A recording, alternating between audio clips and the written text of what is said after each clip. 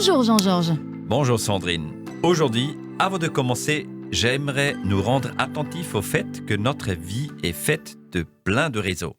Nous avons par exemple des relations professionnelles entre collègues, mais aussi envers des supérieurs. La relation conjugale, une relation intense, unique et à vie. Nous avons les réseaux où je passe mon temps libre, mon club de football ou mon rendez-vous hebdomadaire de footing. Mes amis que j'ai choisis avec lesquels je partage des temps de qualité, temps de détente et temps d'encouragement. Est-ce que ça te parle, ce que je dis? Oui, et c'est vrai que nous vivons dans beaucoup de réseaux différents, et c'est le cas entre autres pour moi, mais pour plein de gens, oui. Je n'ai pourtant pas nommé un réseau unique dans lequel les disciples de Jésus vivent. C'est le réseau de tous les disciples de Jésus. Actuellement, nous utilisons beaucoup le terme réseautage. Ce mot vient de l'anglais networking. Il s'agit de constituer un réseau de relations humaines pour un but précis, par exemple pour trouver des amis, partager des loisirs, etc.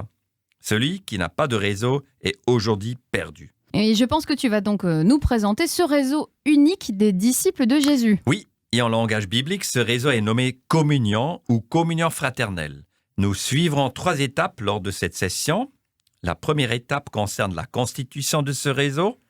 La deuxième étape portera sur l'entretien de ce réseau. Et la troisième étape sur les malentendus concernant ce réseau. Écoutons ensemble le texte biblique qui nous dirige à travers cette session.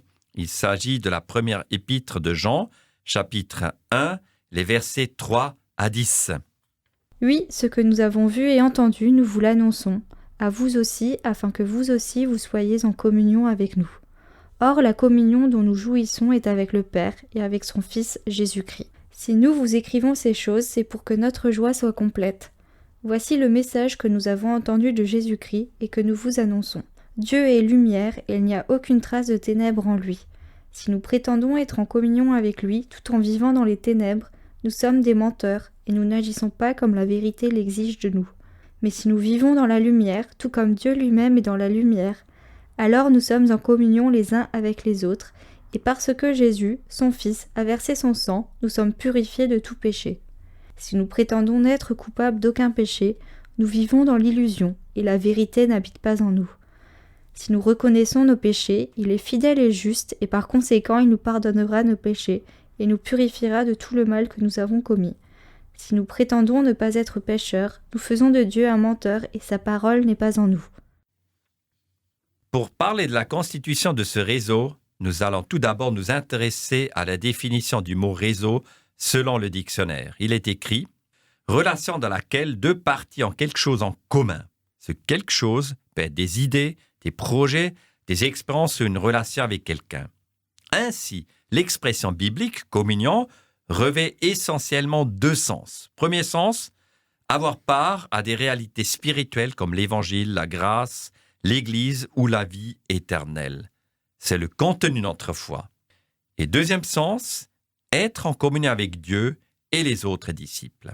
C'est vrai qu'on avait déjà parlé de communion dans les précédentes sessions. C'était à quelle occasion ? Pendant la session 5 sur la Trinité, on avait dit qu'on était en communion avec Dieu et donc avec les 3 personnes divines. Si je me souviens bien, on a dit que l'Esprit habite en moi et que cet Esprit me met en relation avec les 3 personnes de la Trinité. Je suis donc en communion avec Dieu le Père, le Fils et l'Esprit parce que ce dernier habite en moi.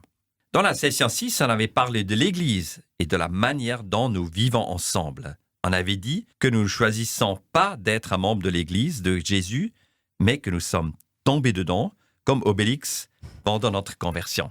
Pour résumer, l'Église de Dieu est donc formée de la communion qu'ont tous les disciples avec la Trinité et de notre foi commune en l'Évangile.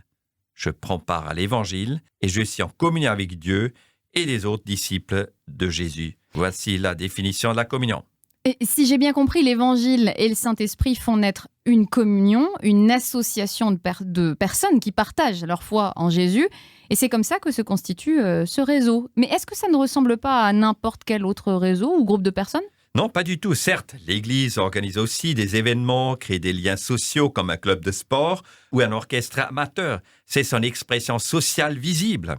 Mais derrière cette expression, il se cache une réalité spirituelle qui est en fait son originalité et sa différence. L'Église ne se constitue pas elle-même. Elle est créée par l'Esprit de Dieu et les biens spirituels auxquels ses membres s'attachent. C'est ce qui fait sa différence fondamentale par rapport aux autres raisons mentionnées au début de notre émission.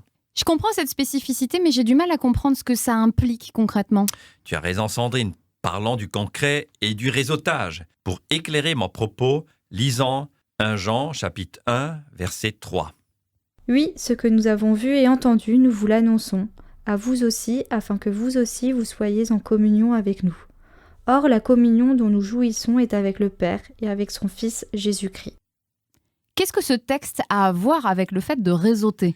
Jean, l'auteur de l'épître, décrit la mise en place du réseau chrétien. Il écrit une lettre pour entrer en communion avec les destinataires de son message. Le « nous » dans ce texte représente la communauté de Jean et le « vous », la communauté de destination de cette épître. Nous connaissons les deux éléments qui font naître une communion. Nous les avons vus plus haut. Premier élément, partager une foi commune. Deuxième élément, être en communion avec Dieu. La foi commune est décrite au verset précédent, la vie éternelle. Jean témoigne de la vie éternelle, le message de l'Évangile. La communion avec Dieu est manifestée par Dieu le Père et Jésus-Christ. Les destinataires de cette lettre sont invités à entrer en communion avec l'Église de Jean. Cette invitation est conditionnée à la communion avec Dieu. Ça me paraît être des termes bien compliqués. Est-ce que tu peux nous résumer ce que dit Jean dans des termes simples ? Jean nous dit « Chers amis, nous vivons dans la communion avec Dieu et nous aimerions aussi que vous puissiez vivre la même expérience.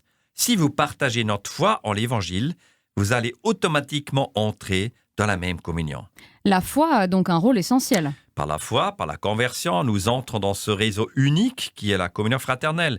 C'est un réseau vertical avec Dieu et un réseau horizontal avec les hommes et les femmes qui sont les disciples de Jésus. Le verset 3 le dit « communion avec nous ». C'est la communauté entre les disciples et la communion avec le Père et son Fils, c'est la communion avec Dieu. Jean-Georges, est-ce que tu peux nous résumer les grandes caractéristiques de ce réseau dont nous parlons donc ?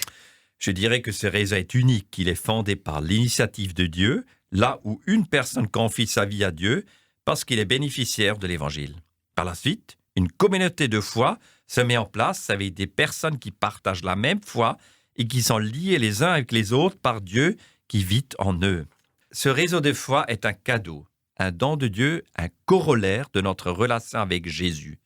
Je ne crois donc jamais seul, Sandrine, mais je suis toujours en route avec une communauté de disciples. Bon, la première étape est franchie, nous avons compris comment ce réseau se constituait. Maintenant, passons à l'étape 2, l'entretien du réseau. Comment faire ? Le réseautage de nos jours exige un travail d'entretien quotidien. Je dois être présent dans les médias sociaux, attirer le regard des influenceurs, me présenter sur le meilleur jour et constamment chercher de nouveaux followers. Le réseau spécial de Dieu n'exige aucun effort pour se mettre en route, mais il exige par contre un entretien quotidien. Peux-tu nous expliquer cela ? En termes bibliques, on dirait que la communion entre disciples est à la fois un don et une tâche, un indicatif comme un impératif. La Bible nous dit sans cesse de nous réjouir de cette communion donnée avec Dieu et les autres croyants, mais aussi de nous efforcer de mettre en pratique cette nouvelle réalité. On peut dire donc que la communion chrétienne ne coûte à la fois rien et qu'elle coûte tout. Oui, certainement Sandrine, je vous partage 3 conseils du texte. Conseil numéro 1, ne pas séparer les deux réseaux, les versets 3, 6 et 7. Le réseau chrétien est constitutif de la partie verticale, la relation avec Dieu, et horizontale, la relation entre les disciples. Les deux aspects sont tout de suite visibles au verset 3, mais aussi dans les versets 6 et 7. Au verset 6, il s'agit de la communion avec Dieu, au verset 7, de la relation entre disciples. Si on sépare les deux éléments, tout le réseau s'écroule. On ne peut pas aimer Dieu et haïr ceux qui adorent le même Dieu. De même, on ne peut pas seulement chercher la communion humaine des disciples sans vivre une relation avec Jésus. Les deux éléments nous donnent un équilibre dans la vie chrétienne. Donc on ne peut pas séparer les deux réseaux. Quel est le conseil suivant ? Conseil numéro 2, ne pas idéaliser le réseau. Les versets 8 et 10. L'idéalisation est un danger pour chaque communauté de disciples, l'Église. Malgré notre nouvelle vie en Christ, nous restons des personnes entachées par le mal. Cela veut dire que nous vivons dans un réseau où chaque disciple est imparfait d'un point de vue moral. Si nous idéalisons cette communauté, nous allons tomber de haut. Si nous exigeons un idéal, nous nous transformons en destructeurs de cette communauté. Ne pas idéaliser le réseau, c'est vrai que c'est un défi au quotidien. Et le dernier conseil ? Conseil numéro 3, le carburant du réseau, les versets 5, 7 et 9. Ce qui fait vivre la communion fraternelle sans la vérité de Dieu, verset 5, le pardon, verset 7 et la confession du péché, verset 9. La lumière correspond à la vérité de Dieu. Si nous voulons entretenir le réseau des disciples, il faut s'exposer à la vérité de l'Évangile transmise par la Bible. La Bible, nous l'avons entendu, nous montre sans retenue qui nous sommes et qui est Dieu. La vérité de Dieu nous fait marcher sur ce chemin. Nous appliquons la vérité à notre vie, nous comprenons assez rapidement si nous avons emprunté un mauvais chemin. Cette désillusion constante nous mène au pardon de Jésus, toujours accessible par la confession de mon tort face à Dieu. Très simplement exprimé, le carburant de notre réseau unique consiste à ce que j'apprenne à demander pardon de plus en plus rapidement à Dieu, mais aussi aux autres disciples de mon Église. Ok, c'est plus clair pour moi concernant ce que tu as appelé l'entretien du réseau. Mais tu évoquais encore une troisième étape, les malentendus concernant ce réseau. Tu avais quoi à l'esprit ? C'est l'application de ce que nous avons parlé. Pour voir si vous avez bien tout saisi, je vous propose un petit test pour voir si vous avez compris la nature de ce réseau unique. Sandrine, peux-tu lire, s'il te plaît, ces affirmations ? Affirmation 1, le réseau des disciples est une association comme une autre, oui ou non ? La réponse est oui et non. Oui, l'Église est un groupe d'hommes comme une association. Non, elle est créée par Dieu. Affirmation 2, je peux me passer de ce réseau de disciples. Réponse non, sous peine de ma mort spirituelle. Affirmation 3, le réseau de disciples est comme un groupe d'amis. La réponse est non. C'est l'Esprit de Dieu qui nous met en communion les uns avec les autres. Affirmation 4, je ne dois rien faire pour entrer dans ce réseau en tant que disciple. Réponse oui, c'est un don de Dieu. Affirmation 5, pour bien vivre dans ce réseau, il faut être un idéaliste. La réponse est non, parce que l'idéalisme détruit la communion fraternelle. Et affirmation 6, pour entretenir ce réseau, il faut se montrer sous son meilleur jour. Non, il faut se montrer tel que je suis. Merci Jean-Georges, on voit que ce réseau est essentiel pour nos vies, mais qu'il y a pas mal de défis pratiques pour sa mise justement en pratique. Effectivement, mais je vous laisse écouter des implications de ce réseau dans la vie pratique de quelques personnes. Un de mes amis a découvert l'Église sur le tard, adulte, quand il s'est converti. Pour lui, comme pour d'autres, le défi quand on arrive dans une église après sa conversion, c'est celui de l'idéalisation. Après une conversion, on vit un moment d'euphorie qui, dans une certaine mesure, nous pousse à ne pas avoir une vision objective des autres, on les idéalise. Nous voyons l'église comme la communauté inespérée, ce club de patinage un peu particulier qui va enfin me témoigner de ce que j'espère. De l'amour bien sûr, mais aussi parfois une sécurité matérielle et psychologique. Le lundi, j'ai mon entraînement, le mardi, celui des pitchouns, le samedi, si j'ai besoin d'un barbecue, je demande à Gérard, etc., etc. Oui, l'Église est effectivement un réseau tout à fait original et très puissant, spirituellement, mais idéaliser l'Église est dangereux, car cela nous éloigne des vérités bibliques fondamentales. Personnellement, je suis né dans une famille qui allait à l'Église, et je suis un peu tombé dedans, très petit. Mais l'Église a été un long apprentissage pour moi. Je ne suis pas quelqu'un qui se livre facilement, mais plutôt un solitaire qui préfère s'entourer de beaucoup d'amis pour passer inaperçu. Du coup, l'Église m'a longtemps déconcerté. N'est-ce pas un lieu fait uniquement pour ceux qui sont à l'aise en public, ceux qui sont à l'aise dans les discussions avec les autres, sur scène, etc. Et c'est le risque qu'on a dans nos églises. Parfois, oui, on fait ce club un peu restreint. Mais avec le recul, je crois aussi que ce que j'ai pensé à certains moments de la vie était un peu égoïste. Je croyais pouvoir tout gérer tout seul, alors que non, nous avons besoin des autres.